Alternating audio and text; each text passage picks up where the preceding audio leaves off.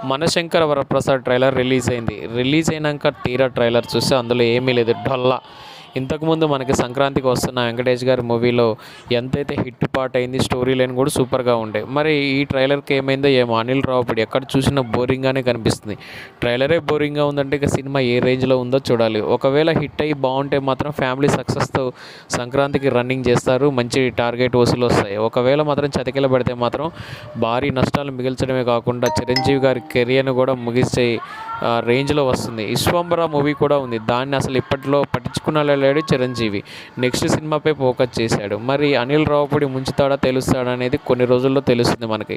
సంక్రాంతికి ఇంకా రాజాసాబ్ మూవీ కూడా ఉంది, ప్రభాస్ గారి రేంజ్ ఏంటో చూపించే సినిమా. ఆ సినిమా కనుక హిట్ అయితే ఇక ఈ సినిమాని ఎవరు పట్టించుకోరు. అదేవిధంగా రవితేజ గారి భర్త మహాశైలకు కూడా ఉంది, ఈ సినిమా హిట్ అయినా కానీ ఈ సినిమాని పట్టించుకోరు. సరే, ఇన్ని సినిమాల మధ్యలో చిరంజీవి సినిమా అంటే మామూలుగా ఉండదు. ఒకప్పుడు చిరంజీవి వేరు, ఇప్పుడు చిరంజీవి వేరు.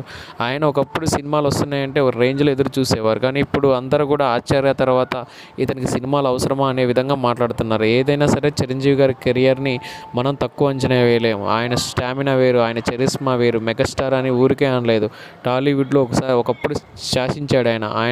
ఆయన టార్గెట్ చేసి చాలామందికి కూడా ఇతనికి యాక్టింగ్ అంటే